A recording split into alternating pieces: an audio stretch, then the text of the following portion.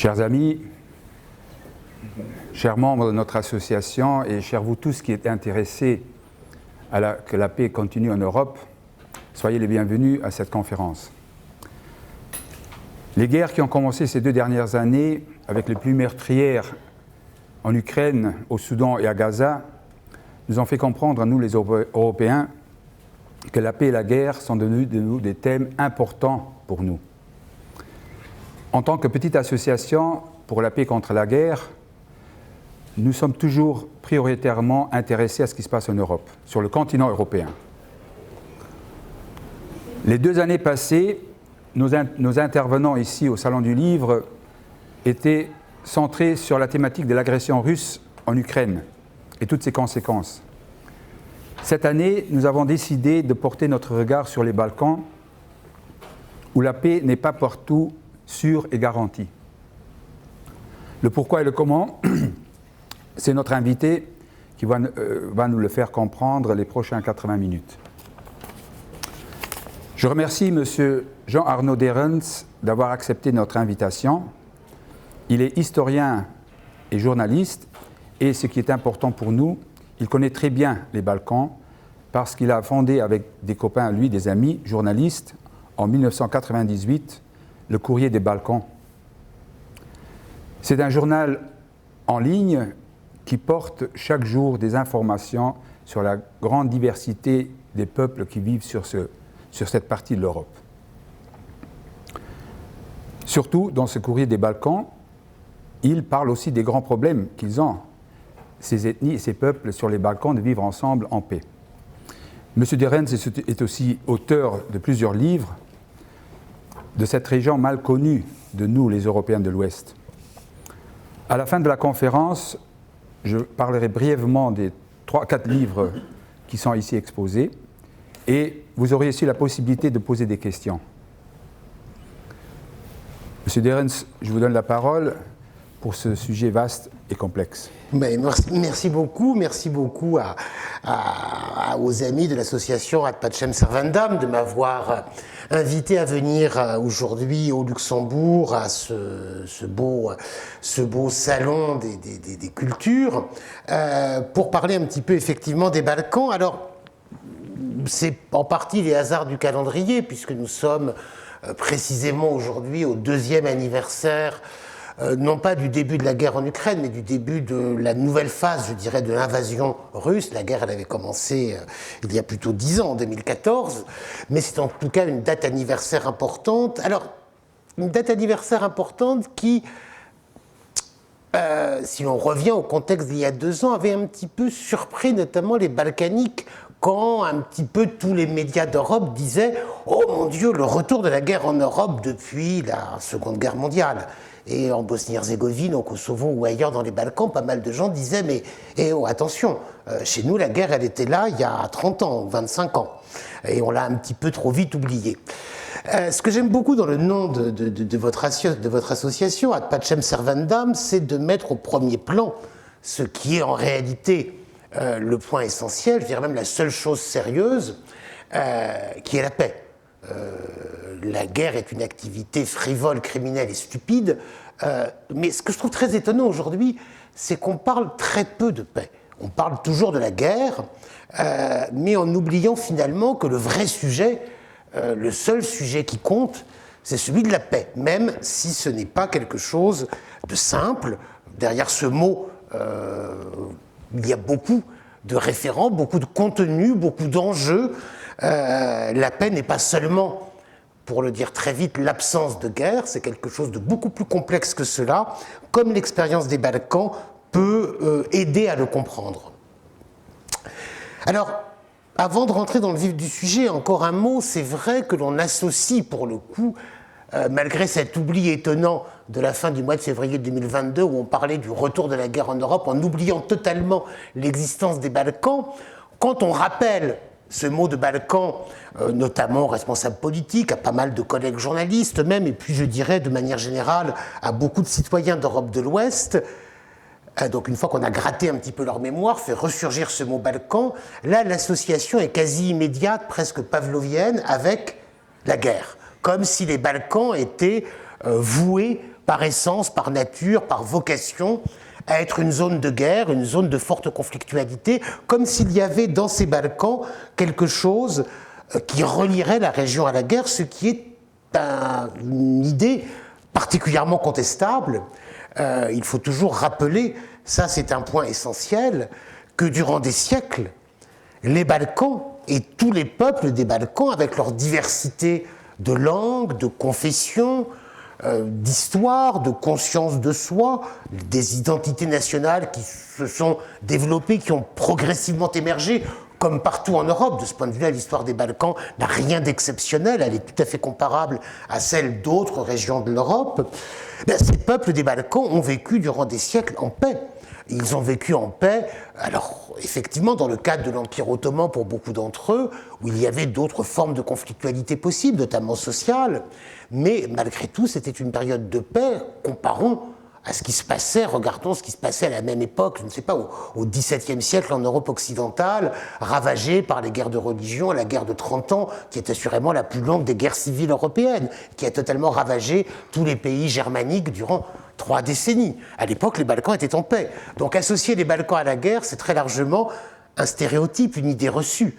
Les réalités sont bien sûr différentes. Néanmoins, dans cette association Balkans et guerre, il y a aussi cette idée qu'aujourd'hui encore, dans les Balkans de 2024, notamment en Bosnie-Herzégovine, au Kosovo, mais de manière générale dans l'ensemble de la région, on serait toujours dans un après-guerre qui n'en finit pas. Enfin, décalons-nous un petit peu. La paix en Bosnie-Herzégovine, c'était 1995, les accords de paix de Dayton. Donc ça va faire 29 ans à la fin de cette année. Faites le calcul, au Luxembourg, en France ou en Belgique, 45 plus 29, dans les 3 pays, ça donne 74 ou 74. En tout cas, en 74 ou en 74, c'est clair qu'on n'est plus dans l'après-guerre. On est dans une toute autre période de l'histoire, avec d'autres problèmes. Les choses ne sont pas forcément... On est à la fin des 30 glorieuses, on est... Bon, c'est une toute autre histoire, mais clairement, on n'est plus dans l'après-guerre. Pourquoi est-ce que dans les Balkans, 29 ans après, ou 26 ans si on prend le Kosovo, peu importe, pourquoi est-ce qu'on serait toujours et encore dans cette interminable après-guerre? Alors, mon exposé, que je vais essayer de pas être trop long, j'ai une petite tendance, un petit défaut à être trop bavard, mais je vais essayer de m'auto-limiter pour laisser du temps aux questions, à la discussion dans la seconde partie de cette rencontre. Mon exposé, néanmoins, va s'articuler en 3 points. Le premier va être celui du basculement dans la guerre. Parce que ça, c'est la question la plus complexe qui soit. Si la guerre n'était faite que par quelques excités nationalistes, et des professionnels, ma foi, ça ne serait pas bien grave. Ils iraient faire ça sur un ring de boxe ou dans un champ et ils laisseraient les braves gens en paix. Malheureusement, ça ne se passe pas comme ça, les guerres. Non seulement on le sait depuis déjà quelques siècles, mais de plus en plus, à l'époque que nous vivons, les guerres sont des guerres contre les civils, des guerres faites aux civils. C'est vrai, si on pense aux conflits actuels, c'est vrai de l'Ukraine comme bien évidemment de Gaza, mais c'est vrai de tous les conflits en réalité, et de plus en plus. Et puis non seulement ce sont des guerres faites aux civils, mais aussi pour faire la guerre, il faut que des honnêtes gens, des gens sympathiques, ouverts d'esprit comme vous et moi, cautionnent la guerre, éventuellement deviennent des soldats, des combattants. S'il n'y avait que des crétins nationalistes à faire la guerre, encore une fois, l'affaire serait vite réglée. On les met dans un coin et on s'occupe de nos affaires tranquillement. Mais ça ne se passe jamais comme ça. Alors comment, et ça c'est la question de fond, comment est-ce que ces citoyens d'un pays qui s'appelait la Yougoslavie ont pu basculer dans la logique de guerre? Si l'on prend le cas de la Bosnie-Herzégovine, puisque la guerre a tout de même largement commencé en Bosnie-Herzégovine, c'est en tout cas, alors elle a commencé, je ne vais pas refaire l'histoire des conflits yougoslaves, mais il y a d'abord la petite guerre sur les frontières de Slovénie au printemps 1991. Il y a ensuite l'extension de la guerre à l'été et à l'automne 1991 à la Croatie, avec là des premiers déplacements massifs de population, des premiers crimes de guerre, et la chute dramatique de Vukovar. Vukovar en Slavonie, cette ville sur le Danube qui pour le coup a été le théâtre, l'objet du premier des sièges sanglants de la période récente en Europe, je dirais après le siège de Leningrad et avant celui de Mariupol, et juste avant celui de Sarajevo, il y a le siège de Vukovar.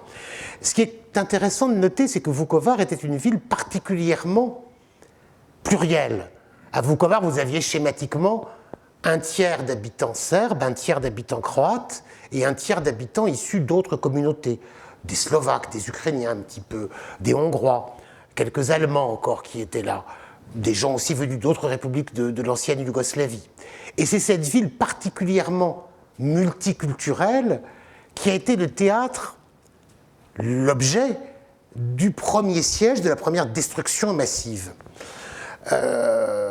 L'ancien maire de Belgrade, qui était un opposant au régime de Milosevic, a inventé à propos de Vukovar le concept d'urbicide, de destruction d'une ville dans ce qu'elle représente de vie commune. Et effectivement, Vukovar a été le premier exemple contemporain d'urbicide. Après la Croatie, la guerre donc gagne la Bosnie-Herzégovine dès le printemps 1992.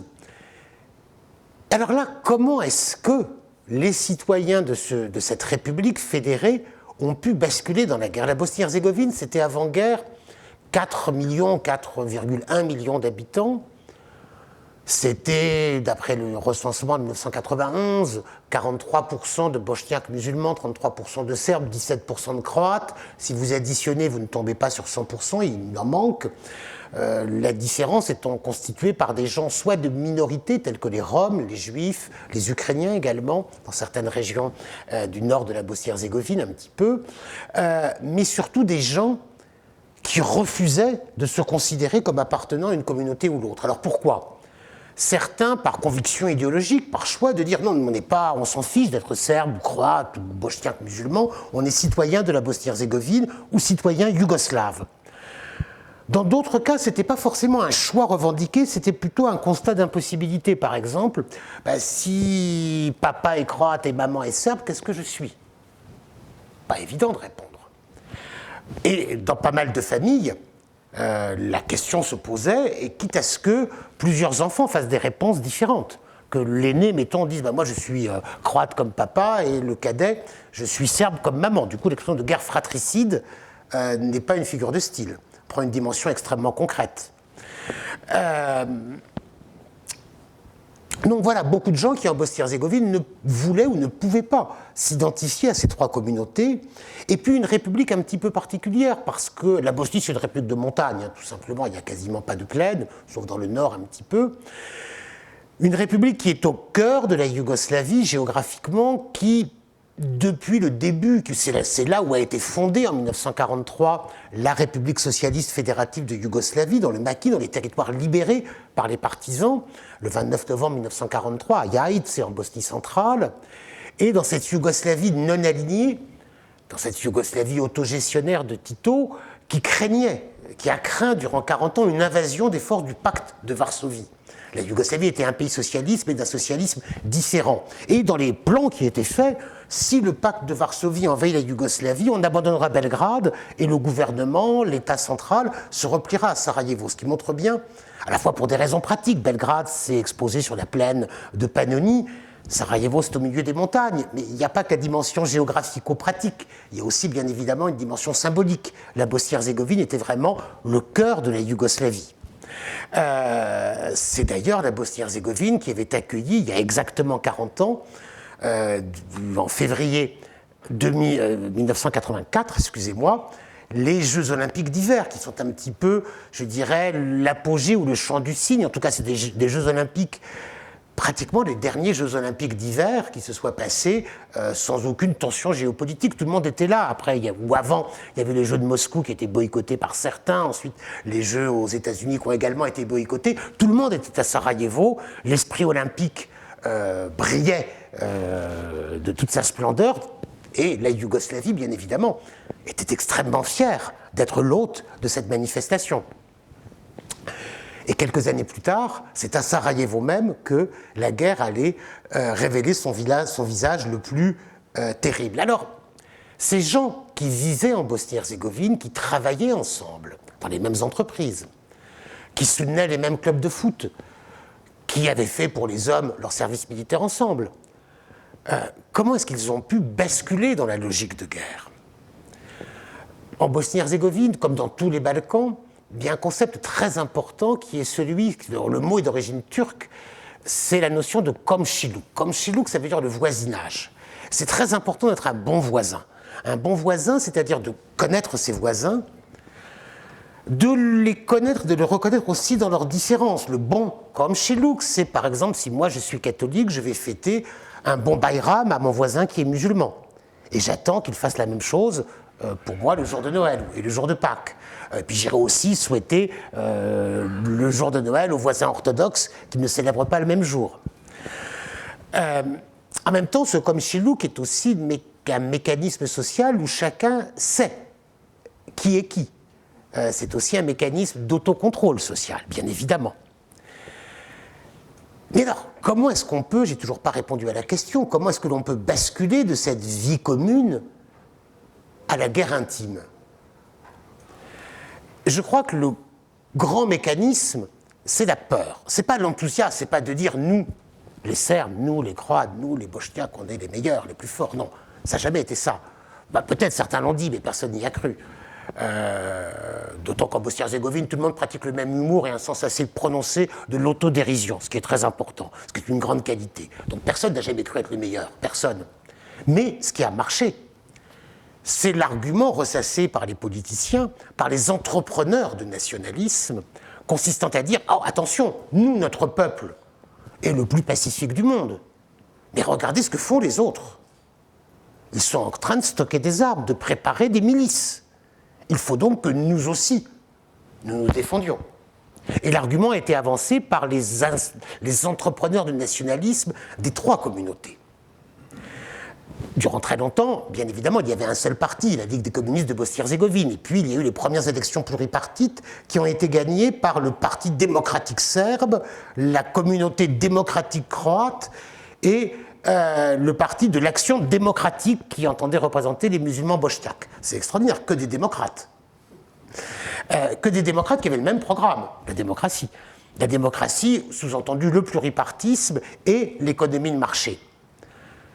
Mais quand vous vous présentez aux élections, si vous avez tous le même programme, ça ne va pas marcher. Il faut bien que vous ayez quelque chose qui vous différencie du voisin, du copain, du collègue.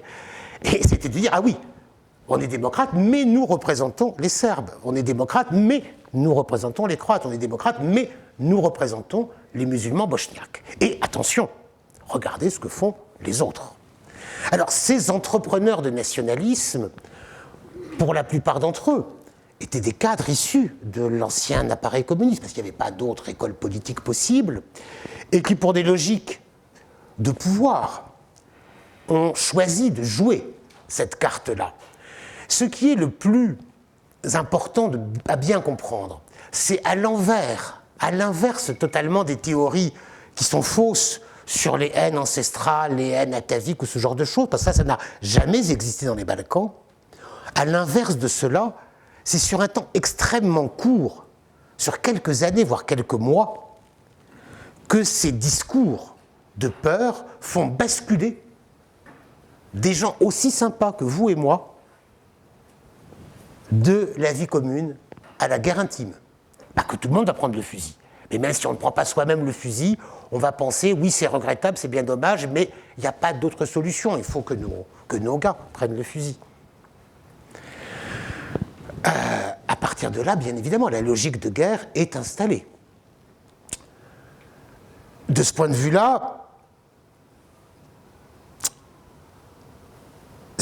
la mécanique infernale est en place et elle a ravagé la Bosnie avec des conséquences terribles. Je l'ai dit, c'était 4,1 millions d'habitants avant la guerre. À la fin du conflit, 3 ans et demi plus tard, en décembre 1995, le bilan était d'à peu près 115 000 morts, ce qui est déjà entre 115 et 120 000, selon des chiffres assez précis dont on dispose aujourd'hui. C'est déjà un chiffre très élevé, rapporté à la population.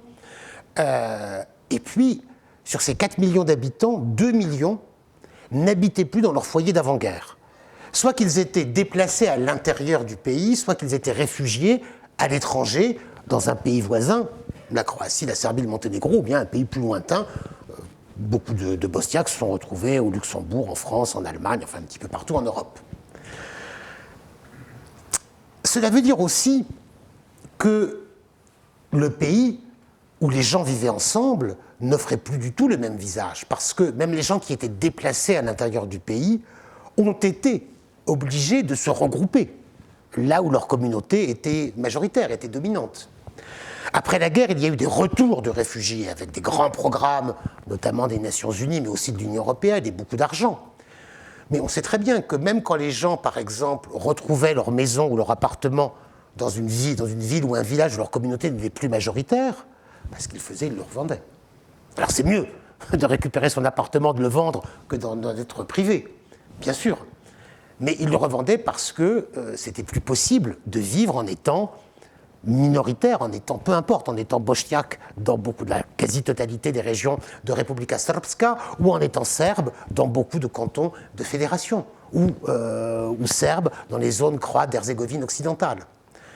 C'était pas possible, pourquoi ? Parce que vous alliez peut-être être victime de provocations, de harcèlement, et puis surtout, vous n'aviez pas de travail. Autrefois, là où les gens se rencontraient le plus et vivaient ensemble, c'était les grandes entreprises de l'époque socialiste. Tous ces grands combinés ont disparu. Dans une économie chancelante, composée essentiellement de toutes petites entreprises, qui vous embauchez ? Votre famille.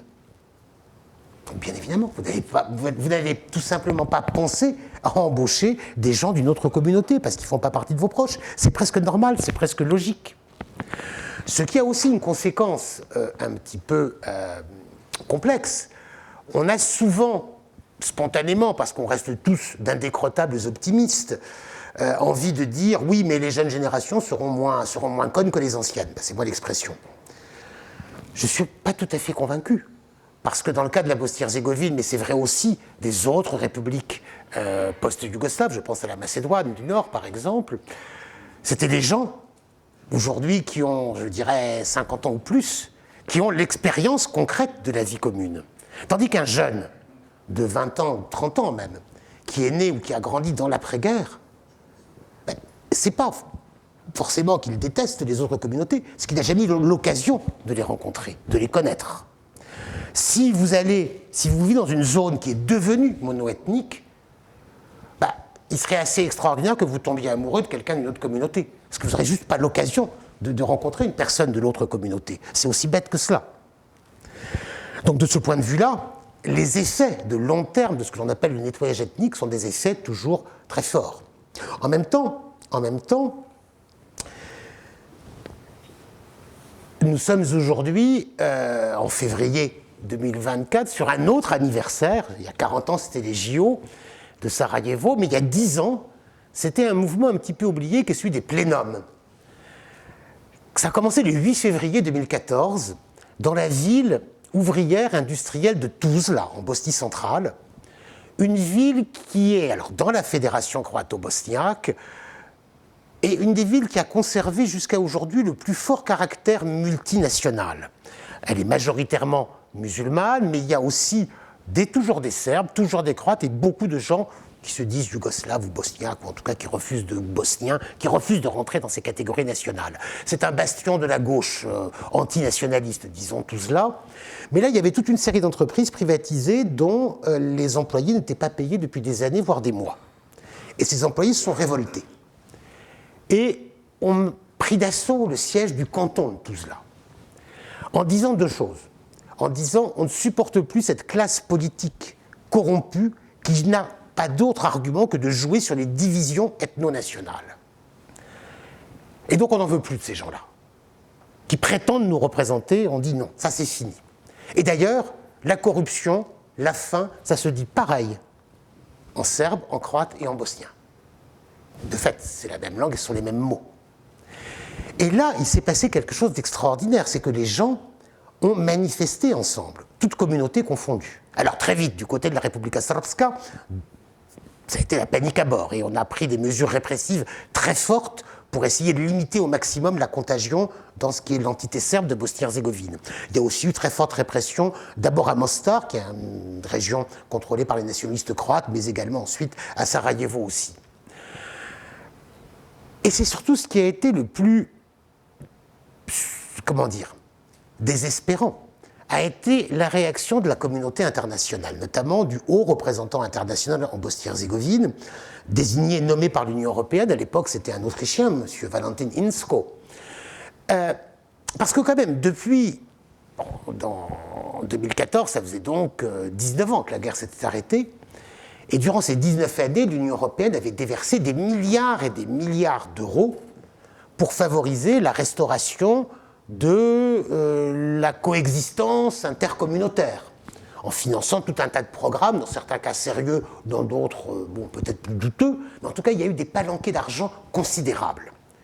Et là, brusquement, sans qu'il y ait besoin d'un seul centime européen, les gens manifestaient ensemble.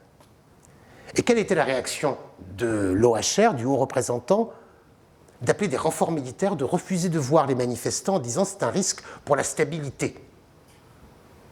Parce que la stabilité du pays, elle repose fondamentalement sur ces accords de Dayton et qui sont des accords qui donnent des clés du pouvoir aux partis nationalistes. Alors là, je vais faire... et donc le mouvement des plénums, bien évidemment, après n'a été qu'une tentative avortée d'insurrection, de révolution, et s'est cassé la figure assez vite. Je vais faire une première parenthèse sur qu'est-ce que c'est que la paix. À propos de Dayton.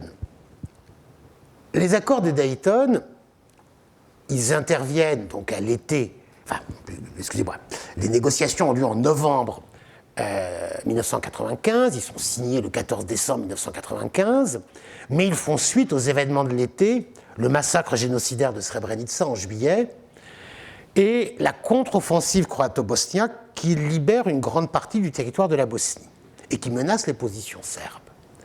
Les accords de Dayton vont geler les fronts. Et certains ont dit que ces accords avaient été favorables aux Serbes, qui étaient sur le point de perdre la guerre. L'intérêt des accords, c'était déjà de ramener la paix. Et une paix où tous les habitants de la Bosnie-Herzégovine, en théorie, allaient pouvoir rester. L'idée était qu'il n'y ait pas une communauté, aucune des trois communautés ne soit poussée à l'exode. À l'été 1995, s'était aussi produite, au début du mois d'août, la reconquête croate de la Krajina, ces régions occupées durant 10 ans par les sécessionnistes serbes. Et la reconquête de la Krajina s'est accompagnée d'une expulsion systématique de quasiment tous les Serbes vivant en Krajina. Alors, bien évidemment, que ces territoires de Krajina réintègrent, soient replacés sous l'autorité croate, je pense que c'était très légitime. Mais est-ce qu'il fallait que cela se fasse auprès d'une expulsion systématique de tous les habitants serbes? C'est ça la question. Qui est une question pleine d'intérêt, pleine d'importance. Aujourd'hui, on peut penser naturellement au Donbass. Je souhaite de tout mon cœur que l'autorité ukrainienne soit un jour rétablie sur le Donbass. Mais dans quelles conditions? Est-ce que tous les habitants qui se sentent russes dans le Donbass pourront rester? La notion ils ont collaboré ou ils ont participé est une notion extrêmement dangereuse. Il y a bien sûr des crapules, des salopards, des criminels de guerre, il y en avait du côté serbe. Mais est-ce que l'instituteur qui a donné des cours dans une école serbe de Krajina, l'infirmière, a collaboré avec le système sécessionniste, séparatiste serbe de Krajina? Oui, objectivement oui. Toucher son salaire de ces institutions-là. Bon, il faut vivre aussi. Donc c'est des questions auxquelles je ne prétends pas avoir de réponse, mais qui sont des questions d'une brûlante actualité et très compliquées. Les accords de Dayton, donc, je dirais côté pile, côté bon côté, c'était essayer de trouver une paix qui tienne et qui ne lèse aucune des communautés.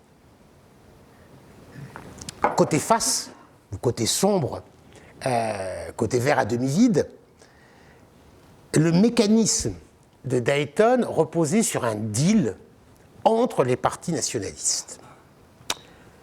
Et du coup, la Bosnie-Herzégovine est certainement, on parle parfois de l'instabilité des Balkans, ça me fait toujours sourire. La Bosnie est sûrement le pays le plus stable d'Europe. Vous avez les mêmes brigands qui étaient au pouvoir avant la guerre, durant la guerre et qui sont toujours au pouvoir aujourd'hui.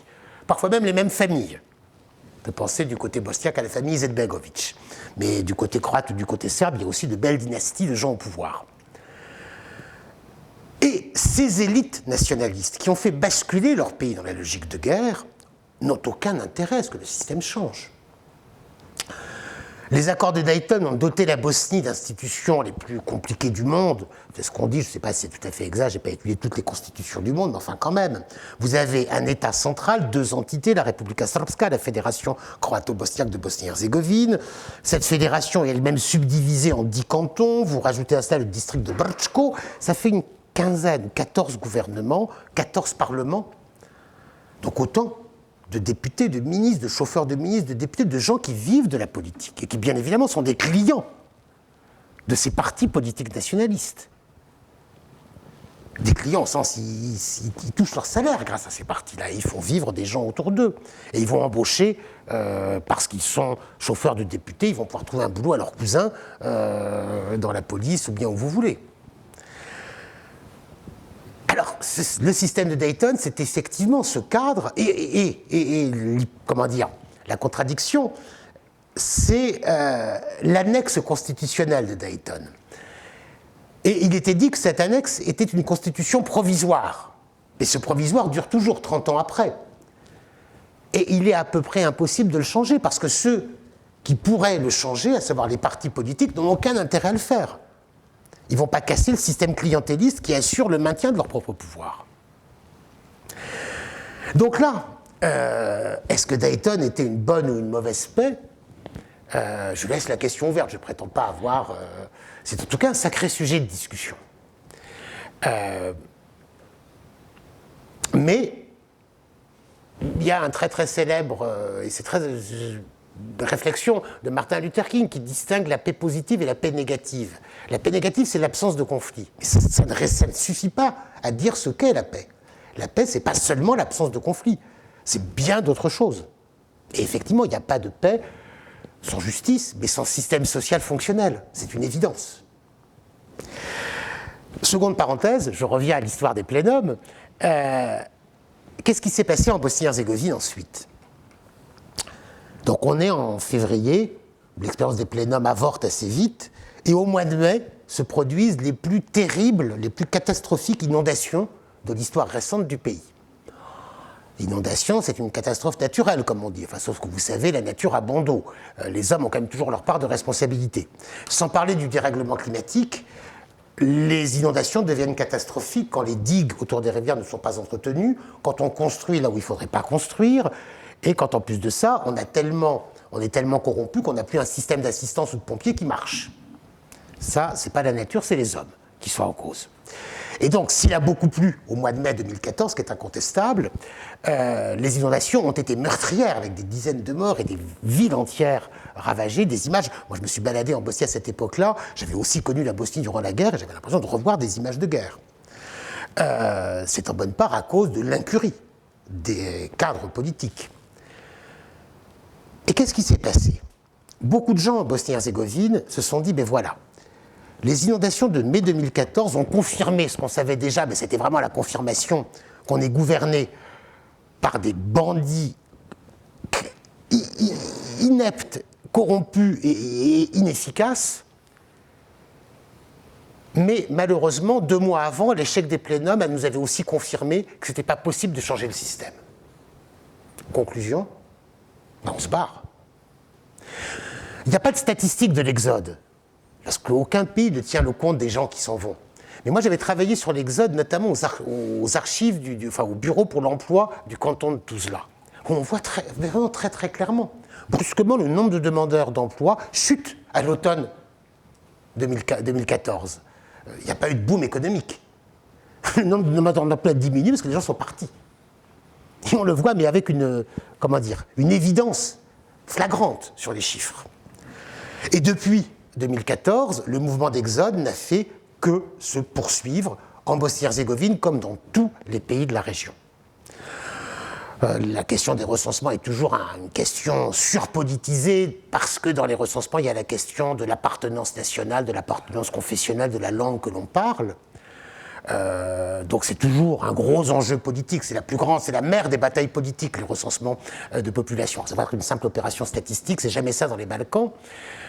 Mais quand ils ont quand même lieu, C'est toujours compliqué, c'est repoussé. Alors là, le Covid, c'est un super prétexte pour repousser les choses, mais enfin bon, ça finit quand même par avoir lieu. Les chiffres sont juste hallucinants. Par exemple, la Serbie, qui a pu organiser le sien il y a 1 an, en 10 ans, a perdu 500 000 habitants. C'est-à-dire que la Serbie hors Kosovo est passée de 7 millions à 6,5 millions d'habitants. Le pays qui est le plus menacé, c'est sûrement la Bulgarie, avec des projections des nations, alors que la Bulgarie est dans l'Union européenne depuis 2007. Mais c'est la même situation et des projections démographiques qui sont peut-être encore plus catastrophiques en Bulgarie qu'en Serbie ou en Macédoine du Nord, où c'est pourtant pas brillant du tout.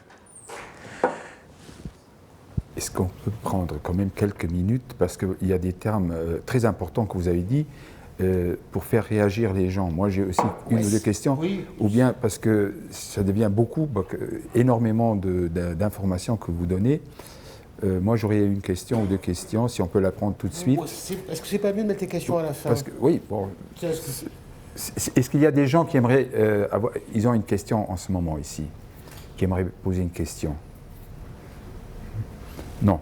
Mais moi, j'en ai une, c'est celle de la logique de la guerre et de la peur. Hein. Vous avez bien dit que ce basculement, il est causé par la peur. Et ce n'est pas très clair pour moi, cette peur, elle est toujours là, elle est toujours latente. Dans les nationalismes actuellement. Je vais en parler après. Voilà, c'est important ça. Oui, mais je vais en parler voilà, maintenant. Très bien, on va continuer.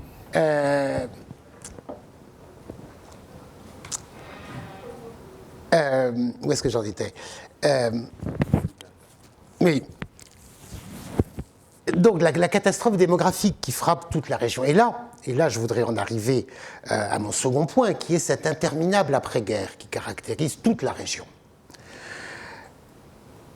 Alors, il faut déjà comprendre que les pays, ce qu'on appelle maintenant les Balkans occidentaux, on pourrait s'interroger sur ce concept qui est un petit peu particulier.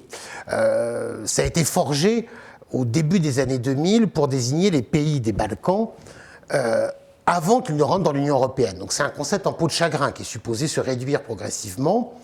Comme en 2007, on a fait rentrer la Bulgarie et la Roumanie, donc qui seraient des Balkans orientaux, ça désigne l'ancienne Yougoslavie plus l'Albanie, en sachant que la Slovénie est rentrée dans l'Union européenne en 2004 et que la Croatie est également rentrée dans l'Union en 2013. Donc comme si, voilà, un concept en peau de chagrin qui serait appelé à se résorber au fur et à mesure de l'entrée des pays dans l'Union européenne. Ça, c'est bien sûr un petit peu théorique. La réalité pour ces Balkans occidentaux, en tout cas pour l'ancienne Yougoslavie et également l'Albanie, c'est fondamentalement 10 années de retard dans les processus de ce que l'on appelle la transition économique et démocratique. Parce que les années 90 ont été occupées par les guerres. Alors que la Pologne, les pays d'Europe centrale, eux, connaissaient des réformes néolibérales très violentes, mais qui ont, je dirais, produit leurs effets suffisamment vite pour que ces pays puissent rejoindre l'Union européenne en 2004. C'est comme si les Balkans avaient perdu, entre guillemets, 10 ans. Il y a la fantasme, la merveilleuse, la miraculeuse année démocratique, année 2000, où la Croatie connaît une alternance démocratique avec les nationalistes du HDZ qui sont renvoyés dans l'opposition, où la Serbie connaît la chute du régime de Milošević avec une révolution citoyenne en octobre 2000. Même en Bosnie-Herzégovine, aux élections qui suivent un petit peu plus tard, en novembre 2000, les nationalistes essuient leur plus sérieux revers. Bref, on pouvait vraiment penser, d'une part, que la page des guerres était refermée pour de bon, et puis que la région allait s'engager, avec un peu de retard, mais dans la voie de la démocratisation. En 2003, le sommet européen de Thessalonique donnait justement, confirmait la vocation de tous les pays des Balkans à rejoindre l'Union européenne. Donc tout semblait se diriger vers un horizon radieux. Le premier problème, c'est qu'on a appliqué à ces pays des Balkans exactement les mêmes recettes qui avaient été utilisées dans les pays d'Europe centrale. Donc des recettes néolibérales consistant à privatiser tout ce qui pouvait avoir un peu de valeur en espérant des investissements étrangers qui allaient permettre un boom économique. Sauf qu'il n'y a pas eu d'investissement étranger dans les pays des Balkans parce qu'ils sont arrivés trop tard, je dirais tout simplement, parce que le contexte était différent.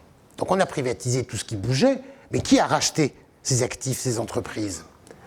Des capitaux locaux. Et des capitaux locaux dans des pays qui sortent d'un conflit, c'est des profiteurs de guerre. Dans tous les pays de la région, il n'y a pas d'autre origine du capital.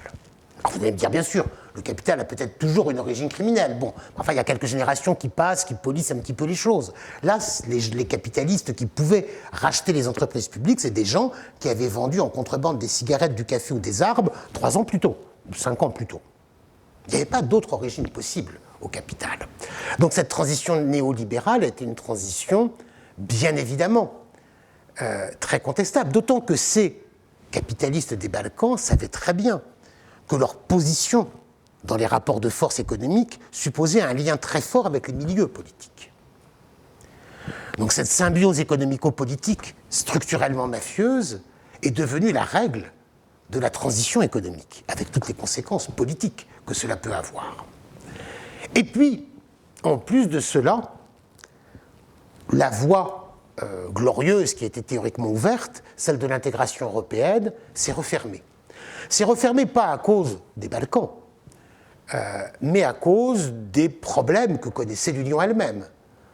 Les référendums de 2005, la crise économique mondiale à partir de 2008, clairement, autant en 2000, la perspective de l'intégration semblait vraiment certaine, autant en 2010, elle ne l'était plus du tout. Et là c'est le paradoxe des paradoxes, c'est alors que la perspective réelle de l'élargissement, de l'intégration disparaissait, qu'on a vu beaucoup de nationalistes d'hier, très anti-européens, devenir brusquement pro-européens. Bon, le cas extrême, c'est le président serbe, M. Vučić, qui jusqu'au mois de novembre 2008 expliquait que l'Union européenne était une sorte d'invention satanique anti-serbe. Et puis un beau jour de novembre 2008, il a été dîner au Ritz à Paris, il est ressorti du restaurant devenu un fervent pro-européen. C'est extraordinaire. Ça tient presque du chemin de Damas d'Alexander Vučić. Il n'a peut-être pas vu la Vierge, mais il a vu la bannière étoile bleue avec les étoiles. Comment le comprendre ? Des gens importants lui ont expliqué à Alexander Vučić que s'il voulait arriver au pouvoir, il fallait qu'il tienne les éléments de discours qu'on avait envie qu'il tienne à Bruxelles, à Paris ou à Berlin. Et Vučić s'est dit, mais somme toute, pourquoi pas ? Et comme c'est quelqu'un de très intelligent, il l'a dit au moment où il avait parfaitement bien compris qu'en réalité, la perspective réelle d'intégration était très lointaine. Donc on ne viendrait pas l'embêter. Et de fait, ça a marché. Parce que donc, le virage pro-européen, la scission du Parti radical, la création du Parti progressiste serbe, c'est 2008. Et 4 ans plus tard, en 2012, ce parti gagne les élections. Vučić devient vice-premier ministre, en 2014 il devient Premier ministre, et en 2017 président de la République. C'est à peu près à ce moment-là où son parti, à 55-60% des voix, contrôle absolument tout. Pour ne pas parler que de Vučić, de manière parfaitement concomitante, en 2013, en Albanie, Edi Rama devient Premier ministre. Alors en Albanie, vous aviez une situation un peu particulière, depuis la chute de la dictature stalinienne la plus fermée d'Europe, avec un bipartisme géographico-mafieux, disons, où le Parti démocratique, supposé être de droite, contrôlait essentiellement le nord du pays et toutes les entreprises de cette région, et le Parti socialiste, supposé être de gauche, contrôlait essentiellement le sud du pays, et son réseau d'entreprises. Les deux partis faisaient à peu près jeu égal, à peu près 50% des électeurs, mais surtout des intérêts politico-mafieux. Donc chaque élection était très disputée.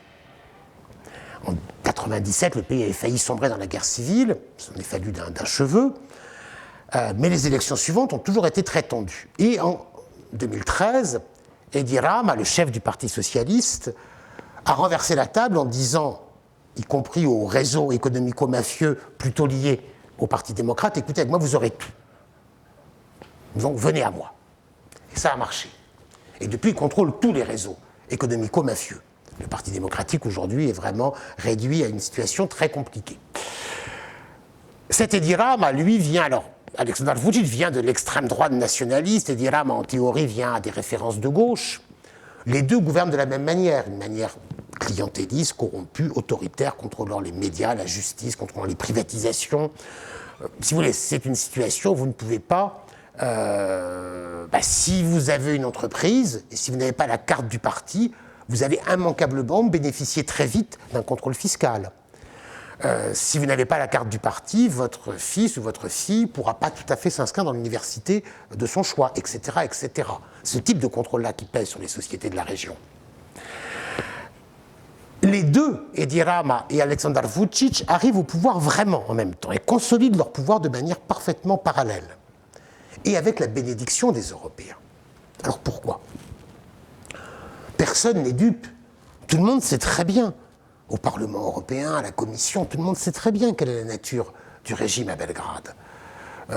Les liens entre le régime de Tirana et les trafics locaux et internationaux de drogue sont parfaitement connus de tout le monde. Mais on le tolère.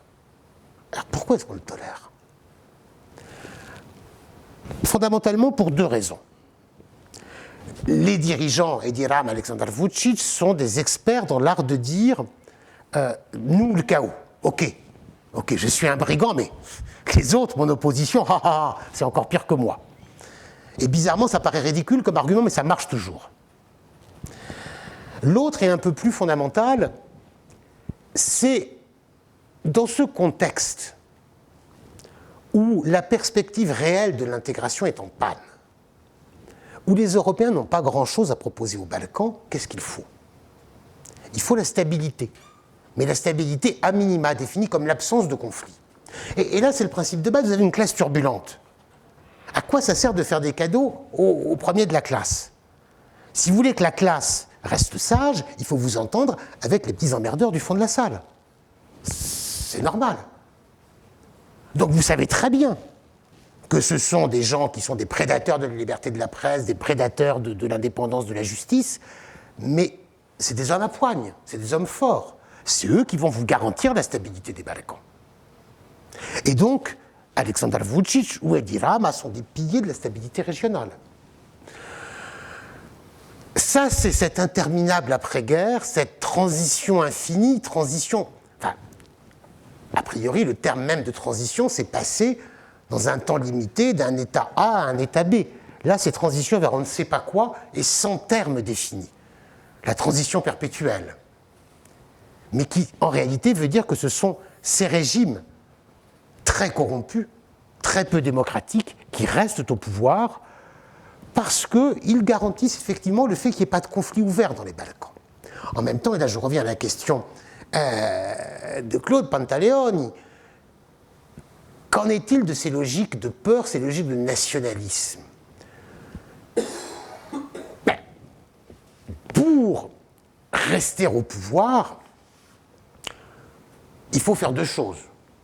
Il faut s'assurer que tous les fonctionnaires votent bien. Il faut donner 50 € aux pauvres la veille des élections. Il faut s'assurer que les gens qui ont un dossier un peu important votent bien. Enfin, il faut aussi tenir un discours quand même. Ce discours, c'est « Attention, le pays est menacé, et moi je vais vous protéger ». Et ça marche toujours. On pourrait prendre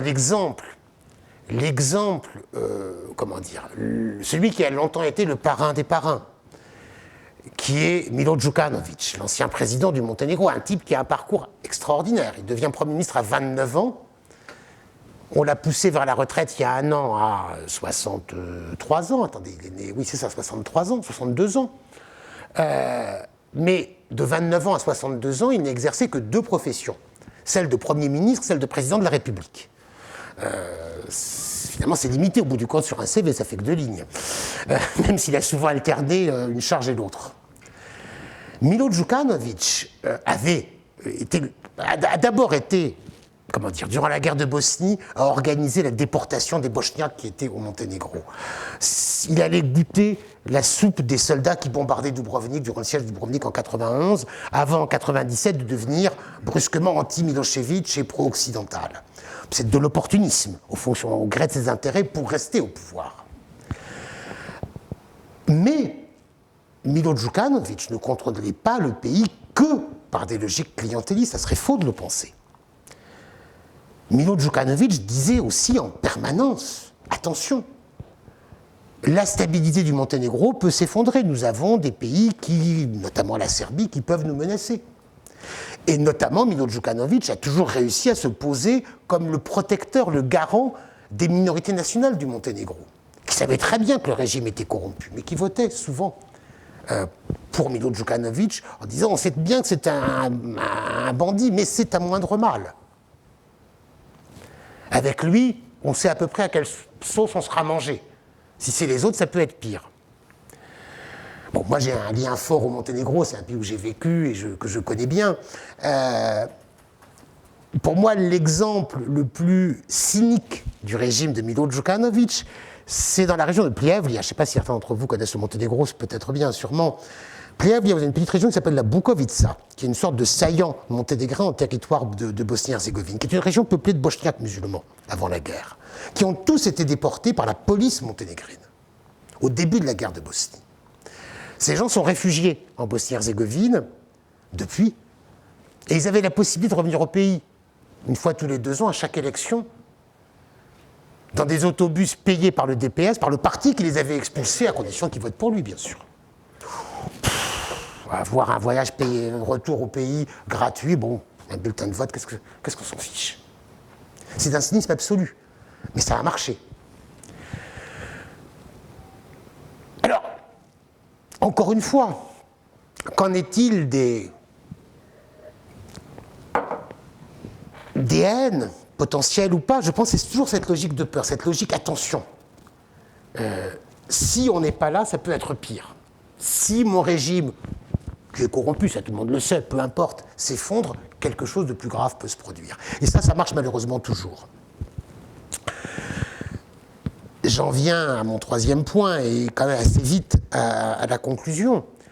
Ce système stabilocratique, la formule a été inventée par plus exactement, c'est un politologue monténégrin qui était le premier à l'inventer, mais ça a été beaucoup popularisé par un très célèbre luxembourgeois, Florian Bieber, qui est professeur à l'université de Graz, qui est un peu la référence sur les études aujourd'hui d'Europe centrale, mais qui est du Luxembourg, Florian.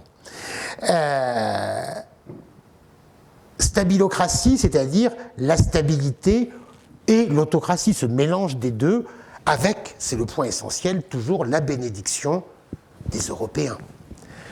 Ce système stabilocratique a connu des rebondissements importants avec les événements majeurs des dernières années. Par exemple, au début de l'épidémie de Covid, l'Union européenne a fait passez-moi l'expression encore une fois, une connerie de premier ordre, consistant à dire que, ça c'était, je parle de mi-mars 2020, que le matériel paramédical, les masques, les gants, le gel désinfectant serait réservé aux États membres, que les États membres ne pouvaient pas en exporter vers aucun autre pays, y compris même pas vers les pays candidats. Qu'est-ce qu'a fait la Chine dans sa grande bonté? Elle a envoyé un avion rempli de masques à Belgrade, qui allait sauver la Serbie à lui tout seul, cet avion. C'était mis en scène, vous imaginez comment, par le régime de Vučić. Bon, ça c'est de la bêtise des Européens, il n'y a pas d'autre mot, parce que envoyer quelques milliers de masques n'aurait pas changé grand-chose au problème. Et c'était politiquement très malvenu. Ça montre bien comment ce système stabilocratique permet aussi, en réalité, l'intrusion et le jeu d'autres acteurs extérieurs. J'en viens à l'autre événement majeur, bien évidemment, qui est l'invasion russe d'il y a 2 ans, en février 2022. Et là, je vais me concentrer encore une fois sur la Serbie. Quand l'invasion se produit, Belgrade, le régime de Belgrade est un petit peu gêné au départ. Gêné parce que, a priori, la Russie soutient la Serbie au Conseil de sécurité des Nations Unies sur une question essentielle pour la Serbie, qui est le Kosovo. Mais enfin, la Russie soutient un peu la Serbie comme la corde soutient le pendu. Et la Serbie l'avait déjà vu. La Serbie avait eu un vent de panique en Serbie en 2008, quand la Russie a reconnu les républiques sécessionnistes du Caucase, l'Ossétie du Sud et l'Abkhazie. C'était la réponse du berger à la bergère. Les Occidentaux reconnaissent le Kosovo, nous on va reconnaître l'Abkhazie et l'Ossétie du Sud.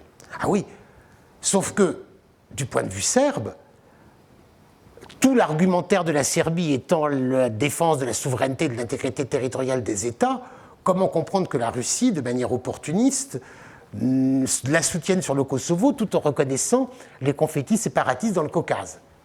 Même vent de panique en 2014. Et bien évidemment, la Serbie n'allait pas reconnaître l'annexion de la Crimée. Bien sûr que non.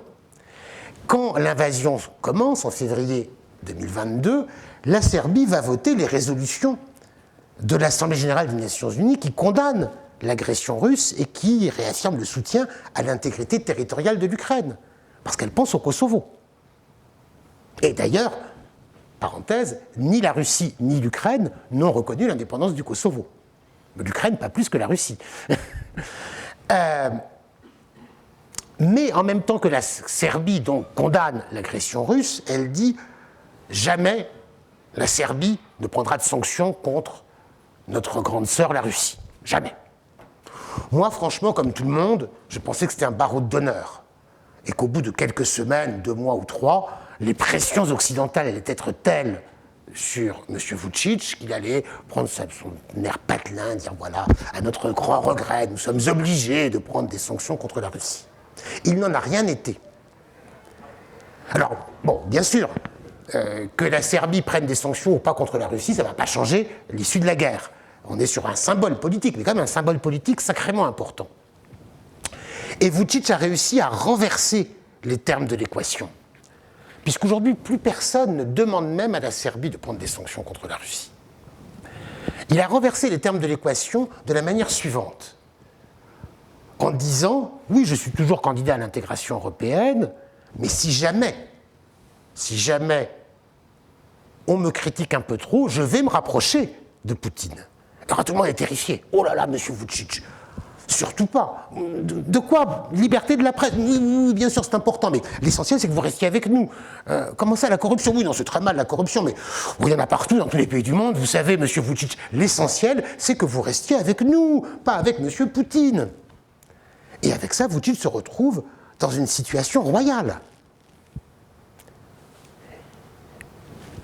Au point que, et là j'en viens au Kosovo, au point qu'on a quand même vu ce renversement stratosphérique.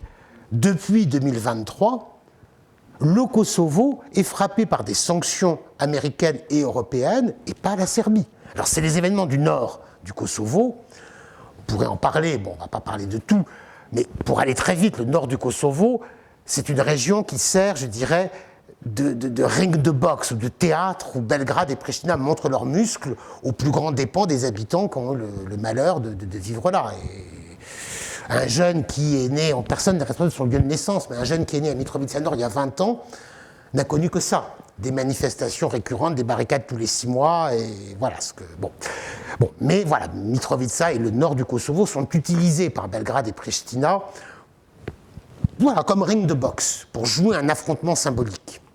Et dans les événements des dernières années, comme toujours, les responsabilités sont partagées.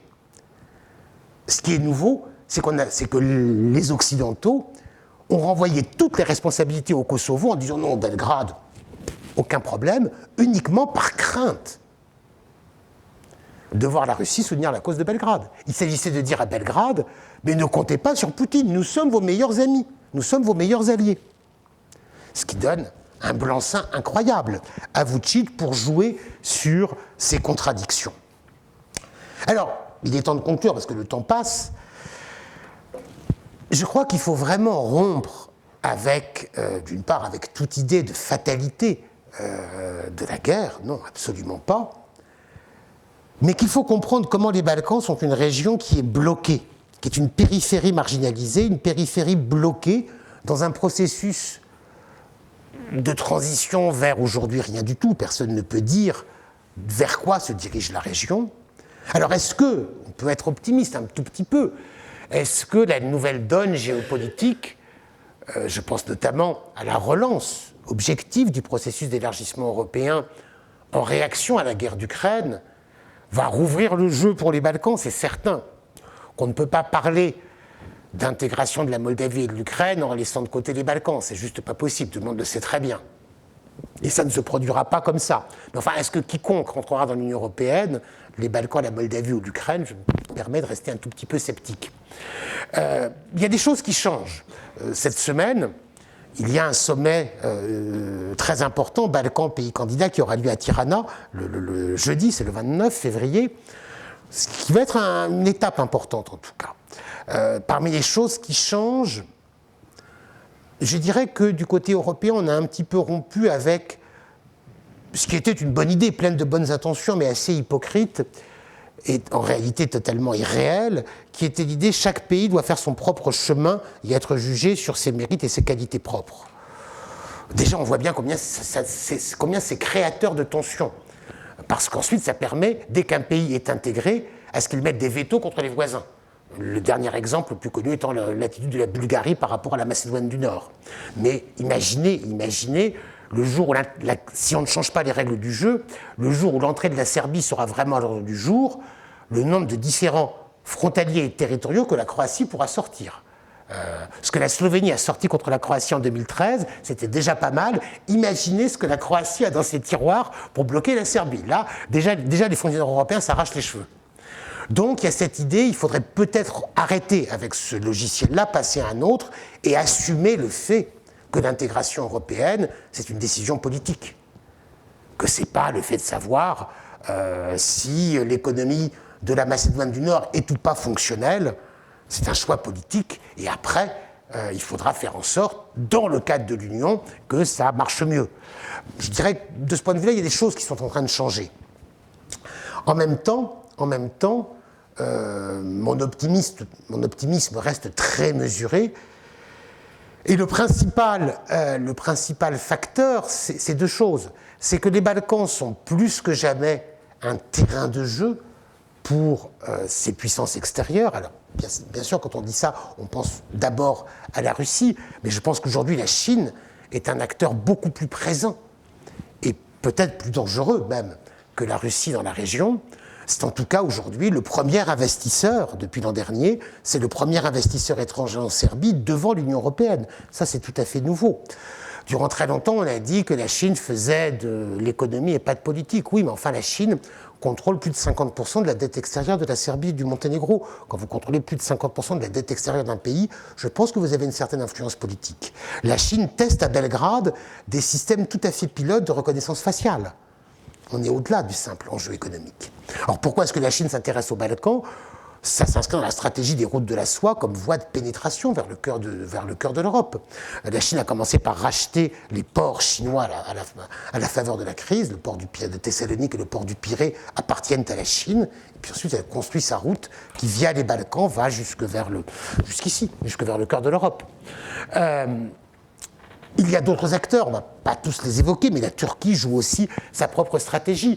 De ce point de vue-là, la situation n'est pas radicalement différente de celle du début du XXe siècle, où tous les pays des Balkans essayaient de se chercher des protecteurs parmi les grandes puissances du moment, et les grandes puissances jouaient de leurs fidèles au mieux de leurs propres intérêts. Et puis le second grand phénomène qui m'amène à être très modérément optimiste, c'est l'exode qui continue de vider la région et sur lequel il n'y a pas beaucoup de perspectives, de moyens réalistes d'imaginer changer la donne. C'est quoi l'avenir des Balkans ? Est-ce que c'est une région vide d'hommes, de femmes, où tous les gens en âge de travailler seront ici, à Luxembourg ou à Munich, et où il n'y aura plus que des retraités, des flics et des politiciens. Quelque part, on aura, là pour le coup, la stabilité garantie. Mais je crois que c'est quand même pas une perspective très heureuse en termes de développement social. Alors, quelles alternatives inventer ? Ça, c'est la question qui se pose, pour le coup, qui se pose bien sûr d'abord et avant tout aux citoyens des Balkans, mais il est important de comprendre que ce qui se passe dans les Balkans, ça concerne toute l'Europe, parce qu'on est définitivement tous dans le même bateau, quels que soient les statuts de chacun des pays. Voilà, je vais m'arrêter là pour garder un peu de temps pour les questions.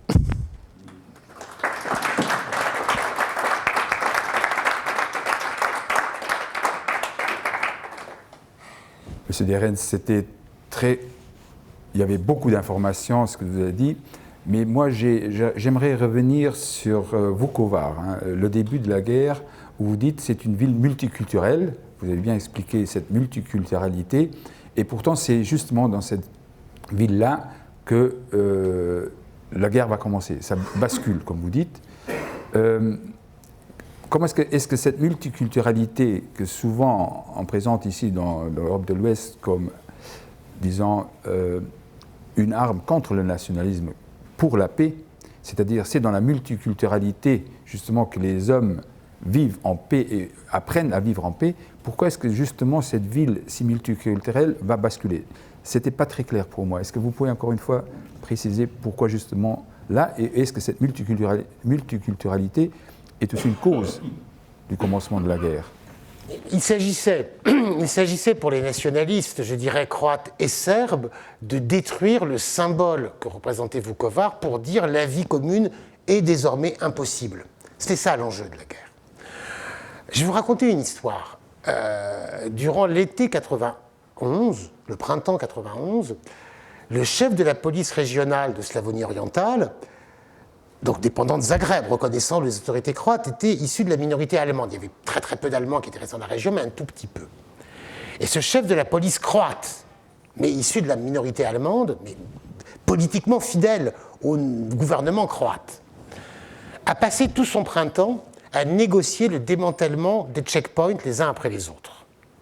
Et au final, il a été tué, bien sûr, d'une balle tirée qui venait de son camp. Parce qu'en réalité, les checkpoints, tout le monde en avait besoin. Pour basculer, les nationalistes en avaient besoin dans les deux camps, pour basculer dans la logique de guerre. Et ce que faisait ce chef de la police, de négocier la levée des checkpoints, c'était pas du tout ça le scénario qui était prévu, ni par les uns, ni par les autres. Sur cette question de fond, parce que je suis bien d'accord avec vous, il ne faut pas se contenter de... Il faut aller au fond des choses.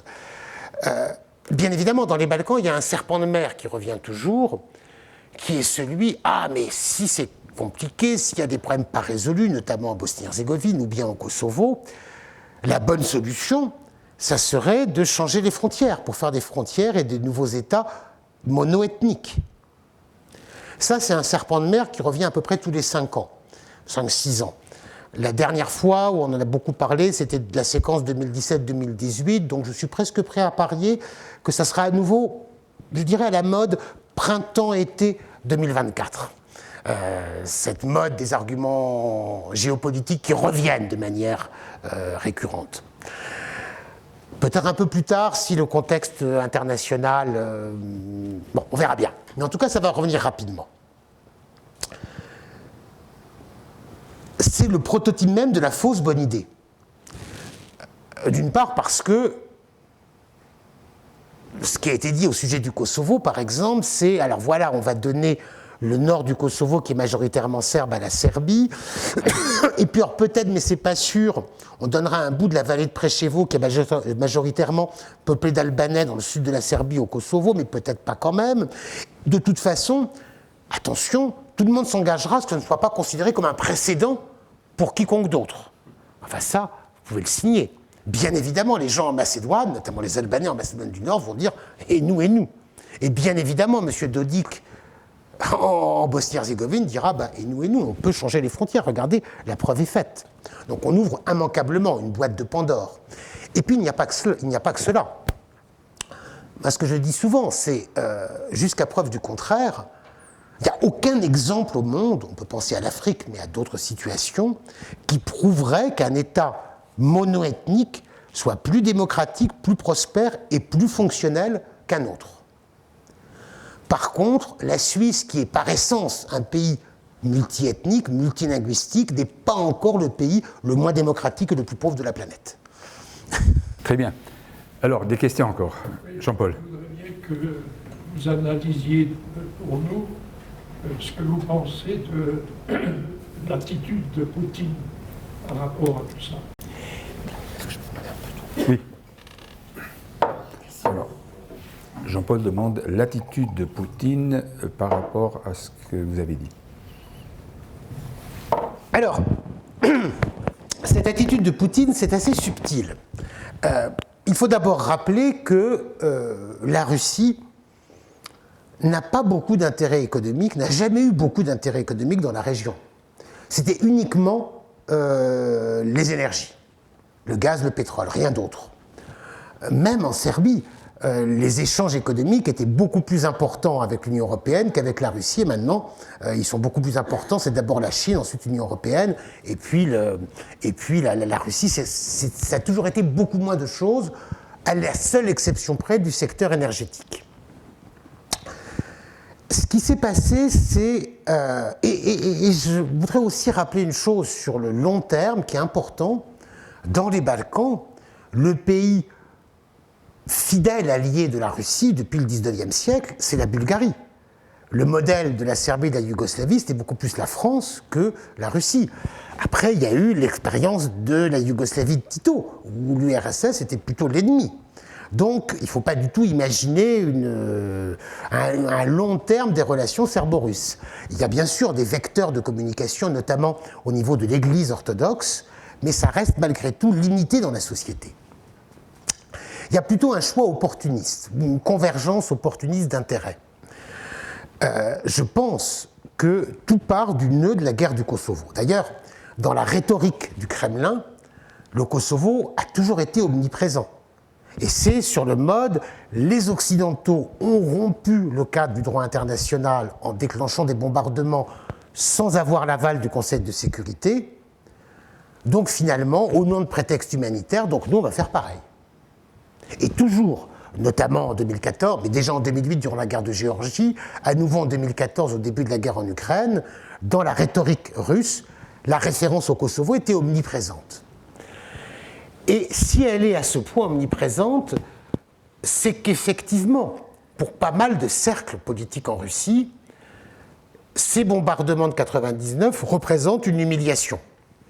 Le ministre des Affaires étrangères à l'époque, c'était Viktor Chernomyrdin, qui s'est retrouvé faire le petit télégraphiste entre l'OTAN, entre Washington et Belgrade, sans que la Russie ne soit consultée, soit même informée de ce qui se passait. C'est quelque chose que la Russie a très mal vécu. C'est jamais bon, dans les relations internationales, d'humilier son adversaire ou son partenaire. C'est jamais bon. Je pense, comment dire, je ne vais pas dire que Poutine est arrivé au pouvoir à cause de la guerre au Kosovo. Mais enfin, en tout cas, je crois que la guerre du Kosovo a joué un rôle incontestable dans l'arrivée au pouvoir de ce type des services secrets. Il n'y aurait pas eu la guerre du Kosovo, enfin, refaire de l'histoire-fiction n'a pas beaucoup de sens, mais en tout cas, il y a un lien entre tout cela. Et ensuite, en permanence, le régime russe a utilisé la référence au Kosovo, alors même qu'il n'a pas tant de moyens que cela d'action dans les Balkans. Je vais prendre un exemple tout récent sur les événements, les violences récurrentes dans le nord du Kosovo. À la fin du mois de mai 2023, il y a eu des très violentes altercations entre, disons, les Serbes et les soldats de la KFOR, les soldats de l'OTAN, avec une soixantaine de soldats de l'OTAN qui sont retrouvés envoyés par terre, blessés pour certains assez lourdement. Donc pour le coup, le paradoxe des choses, c'est qu'après on a pris des sanctions contre le Kosovo et pas contre la Serbie. Alors, c'est quand même des Serbes qui, de manière évidente, ont caillassé les soldats en question. Naturellement, immanquablement, Lavrov a publié un message sur Twitter ou X en disant « Regardez les soldats de l'OTAN envoyés au tapis à Mitrovica ». Je dirais, c'était de bonne guerre pour lui. Quand vous appelez Lavrov, vous n'allez pas vous priver de diffuser l'image de 60 soldats de l'OTAN envoyés au tapis. Mais pour autant, est-ce que Lavrov et est-ce que la Russie ont joué un rôle actif dans les événements ayant mené à cela? Objectivement, non. On peut penser tout le mal qu'on veut de la Russie, mais tout ne s'explique pas par l'action de la Russie. C'est plutôt de l'ordre d'une utilisation opportuniste des choses. Il y avait une question ici. Est-ce qu'on peut expliquer plus le lien entre l'arrivée de Poutine et la guerre au Kosovo? Parce que ça, j'ai pas bien. Si vous voulez, on est sur une concomitance chronologique. La guerre au Kosovo, c'est 99, 99, et l'arrivée au pouvoir de Poutine. Alors à l'époque, c'est Yeltsin qui est au pouvoir, qui est pas en très bon état, on va dire. C'est le moment d'affaiblissement, je dirais, maximum de la Russie. Et la guerre du Kosovo va être utilisée, on est dans la rhétorique politique, comme le symbole de cet affaiblissement de la Russie. La Russie qui reste quand même théoriquement une puissance nucléaire, membre du Conseil de sécurité, ben voilà, on est capable de déclencher des bombardements sans même la prévenir. Elle l'apprend par la presse, grosso modo, pour caricaturer les choses. C'est vécu comme une humiliation majeure. Et c'est ce thème de l'humiliation qui va permettre de justifier l'arrivée de celui qui va se présenter comme l'homme à poigne, qui va restaurer la dignité de la Russie, et qui va surjouer ses arguments jusqu'à aujourd'hui. D'autres questions? Oui. J'aurais aimé si c'était possible que vous reparliez de Tito. Parce que Tito a tenu quand même le pays, malgré les petits barons. Et comment se fait-il qu'à sa mort, le pays se soit tellement explosé? Bref. Oui, alors rapidement, je pense, très rapidement, je vais dire Tito, son principal défaut était de croire qu'il était immortel, et il ne l'était pas. Le problème, c'est que beaucoup de gens aussi avaient un petit peu tendance à croire qu'il était immortel, et tout le monde a été assez déçu. Si vous voulez, bon, le régime de Tito reposait sur, d'une part, l'élan. Il était croate des confins croato-slovènes. Son régime reposait sur la dynamique incontestable du mouvement des partisans. La Yougoslavie est le seul pays d'Europe à avoir été libéré par sa résistance intérieure. Donc ce régime, le régime communiste n'était pas légitime, n'avait pas de soutien populaire en Pologne ou en Roumanie en 1945. Tandis qu'il était légitime en Yougoslavie, ce qui change tout. Parce que les gens soutenaient ce régime qui avait libéré le pays. Ce qui explique toute la suite. Parce qu'à partir du moment où Tito savait qu'il était légitime, il n'avait pas envie de se faire donner des ordres par Staline. Donc c'est cette légitimité de Tito qui a rendu inéluctable la rupture de 1948. Après, la Yougoslavie a trouvé un second souffle idéologique. C'est très pragmatique. Tito n'était pas un théoricien. Il y a, un petit peu, c'est un Slovène qui était un petit peu le théoricien de l'autogestion, Kardel. Mais sur le fond, c'était beaucoup de pragmatisme dans ce qui caractérise le titisme. Et la Yougoslavie a trouvé un second souffle dans le contexte du monde apparemment figé, bipolaire de la guerre froide, où rien ne devait bouger, en comprenant, mais si, il y a quelque chose qui bouge, et qui bouge sacrément, c'est les révolutions anticoloniales. Et en soutenant les mouvements de libération anticoloniaux d'Afrique, d'Asie, du monde entier. Et en prenant la tête, en tout cas, on est un des piliers du mouvement des non-alignés. Là, c'était inscrire cette finalement assez petite Yougoslavie dans une dynamique planétaire, où Tito devenait l'alter ego de Nehru. Bon, il y avait quand même à l'époque déjà un peu plus d'habitants en Inde qu'en Yougoslavie, même dans la Yougoslavie unie. Ça permettait à cette Yougoslavie de jouer un rôle sur la scène internationale complètement surdimensionné par rapport à ses moyens, ce qui pour le coup avait aussi un coût, et qui n'était plus tenable quand la guerre froide s'est terminée. Quand le mur de Berlin s'est effondré, on pouvait penser, finalement, la Yougoslavie n'est pas concernée, puisque ce n'était pas un régime contrôlé par Moscou. Mais la Yougoslavie, je dirais, fait figure de principale victime collatérale de la chute du mur de Berlin. Parce qu'avec la fin du monde bipolaire, le non-alignement a brusquement perdu son sens. Et la Yougoslavie a perdu sa fonction géopolitique de pont entre les deux parties du monde. Donc les deux fondements du régime, l'élan des partisans, forcément, s'affaiblissait, parce que 50 ans avaient passé. Les partisans, soit ils étaient morts, soit ils étaient gros, bedonnants, et ils buvaient, ils mangeaient bien. Et puis, la fonction géopolitique de la Yougoslavie avait elle aussi disparu. Après, ce que Tito avait fait dans cette illusion de se croire immortel, ça a été de ne pas savoir du tout gérer ce qui allait venir après lui. Et de fait, les institutions mises en place, notamment par la Constitution de 1974, étaient très compliquées et potentiellement dysfonctionnelles, avec des contradictions internes pratiquement irrésolubles, notamment la contradiction entre le droit à la sécession des républiques fédérées et le droit des peuples constitutifs. C'est objectivement, en termes de droit, pour un juriste honnête, il y a une contradiction qui n'est pas facile à résoudre. Donc voilà, il y avait tout ce contexte-là, mais bien évidemment, l'expérience de la Yougoslavie, elle prouve au moins une chose, elle prouve que, encore une fois, les Balkans ont connu une longue période de paix. Je ne suis pas en train de dire que, aujourd'hui, il y a une très forte yougo-nostalgie ou titostalgie. chez les gens qui ont connu cette époque-là, qui ont aussi la nostalgie de leur jeunesse, et puis chez les jeunes qui ne l'ont pas du tout connue, mais qui se disent à l'époque de grand-papa, on vivait sacrément mieux qu'aujourd'hui. Au lieu de... Et surtout, c'est pas que vivre mieux sur un plan matériel, c'est aussi on avait plus de reconnaissance. Il y avait des accords avec les barons de Cergy, de Monténégro, etc., pour garder le calme. Mais si vous voulez, il y avait... Non, comment dirais-je, il y avait le régime, la force des partisans avait été d'intégrer toutes les nationalités.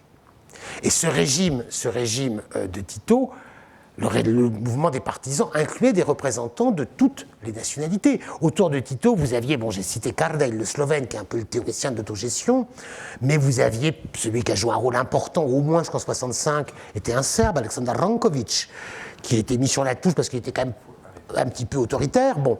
Mais après, d'autres dirigeants très importants, notamment sur la fin de l'époque titiste, c'était le Macédonien, comment il s'appelait voilà, que j'oublie son nom, ou Azem Vlasi, qui était un dirigeant communiste albanais du Kosovo, qui était parfois présenté comme le dauphin potentiel de Tito. Donc il y avait ce caractère intégratif du régime, où la question nationale n'était pas la question. Voilà, merci. Alors on est arrivé à la fin, je vous remercie Monsieur Derens. Il y a encore une question, toute brève.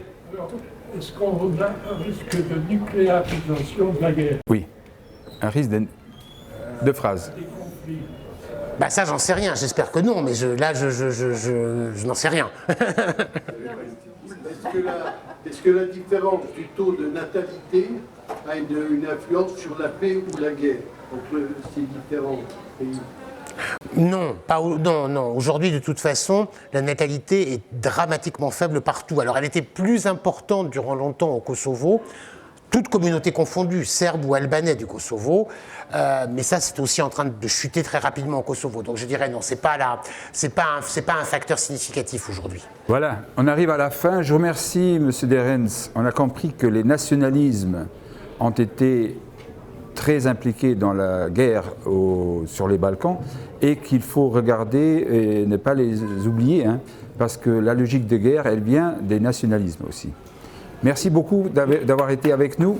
Et pour ça, je vous invite, merci encore à Pacem Sarvandan de m'avoir invité, je vous invite à lire, consulter régulièrement le Courrier des Balkans qui informe quotidiennement de tout ce qui se passe dans la région. Et puis j'ai donc des livres là, ou sinon au stand... Les livres, on pourra acheter en sortant de cette salle parce qu'on doit laisser la place pour notre association.